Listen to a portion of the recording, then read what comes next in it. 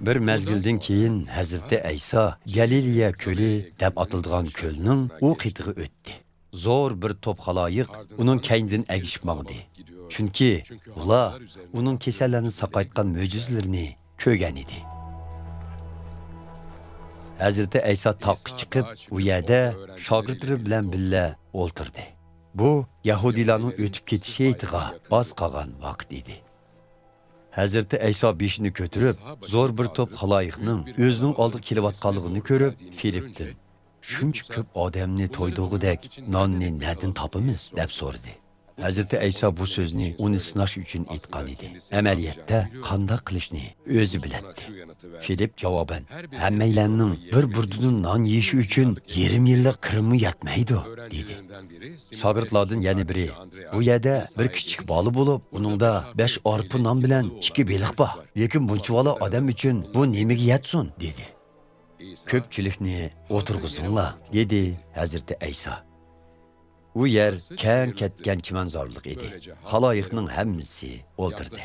U yerdagi erlarning sonila 5000 bor edi. Hazreti İsa nonlarni qo'liga ilib, Xudoga shukr etgandan keyin o'tirganlarga bo'lib berdi.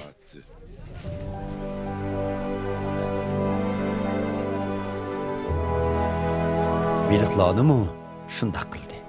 Ko'pchilik xolgancha yedi. Hammanglar yeb to'yganda Hazreti İsa shogirdlariga: "Yeshib qolganini yig'inglar, hech narsa zoyi bo'lmasin" dedi. Shuning bilan ular ko'pchilikning 5 arpa nondan yeb, yeshib qolganini 12 sevatga to'ldirib yig'ib oldi. Xaloyiq Hazreti İsa'ning ko'rsatgan bu mo'jizasini ko'rib, dunyoga kelishini Musa payg'ambar, oldin aytgan payg'ambar haqiqatan mushu ekan deyishdi. Hazreti İsa ularning o'zini İsroillarning podshoyi bo'lishga majburlaydiganligini bilib, ulardan ayrilib, qaytadan taqqa talha chiqib ketdi. Kashqurun Hazreti İsa'ning shogirdlari ko'l bo'yiga kelishdi. Gerçi qorong'i tushib ketgan bo'lsa-mu, Hazreti İsa texcha ularning yeniga kelmagan edi. Shuning bilan ular bir kemiga o'ltirib, ko'lning u qetidagi Kapernaum shahriga qarab yo'l elishdi. Qattiq bo'ron chiqib, ko'lda do'lqin ko'tarilyotdi.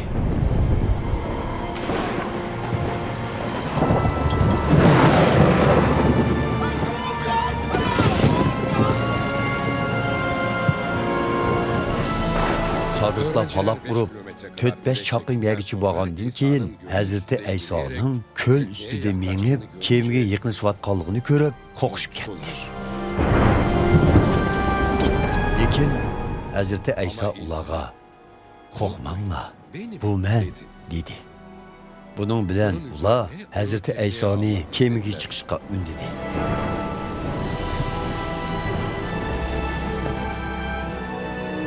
U kemiga chiqqandan keyinla ular bormoqchi bo'lgan yeriga berib qoldi.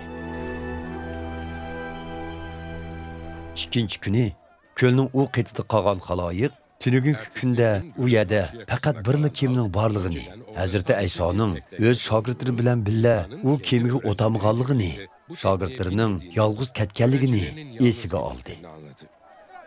Bir necha kema Hazreti İsa duo qilib, xaloyiqqa non taqtibaga yerga yaqin kelib to'xtadi. Hazreti İsa'ning va shogirdlarining u yerda emasligini bilgan xaloyiq u kemilarga o'ltirib, Kapernaum shahriga Hazreti İsa'ni izdigili mangdi.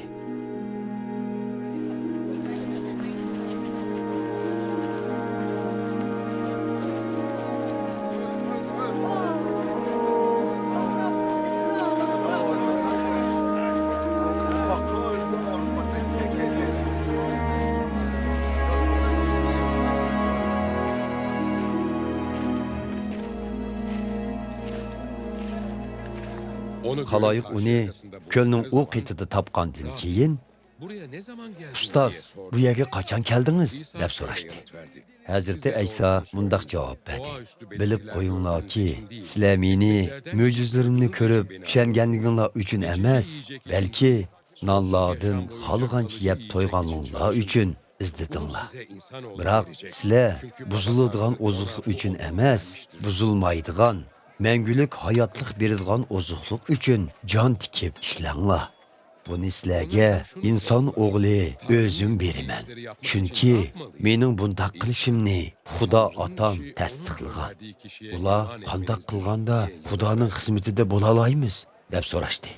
Xudoning xizmati Xudoning avatkiniga e'tiqod qilishdir deb javob berdi Hazrati Ayso. Ular yana siz qanday mo'jiza yoritish bilan bizni o'zingizga ishondirsiz? Bizga nima qilib bermoqchisiz? Ajdodlarimiz cho'lda yurganda manna deb atalgan non yegan. Bu vaqtda Zaburda u ularga arshdan tushirilgan non taqdim qildi deyilgan. Siz bizga nima taqdim qilmoqchisiz? deyishdi. Biroq Hazrati Ayso ularga mundaq dedi. Bilib qo'yinglarki, ajdodlaringlarga osmondan tushgan nonni Musa payg'ambar emas, balki Xudo otam bergan.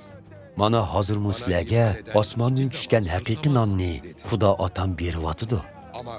Bu non arshdan tushgandir va butun dunyoga hayotlik berguchidir. Taqsir, hamisha bizga bundoq non berib turg'aysiz, deyishdi ular. Hazrati Ayso mundaq dedi. Hayotlik beradigan non o'zimdirman.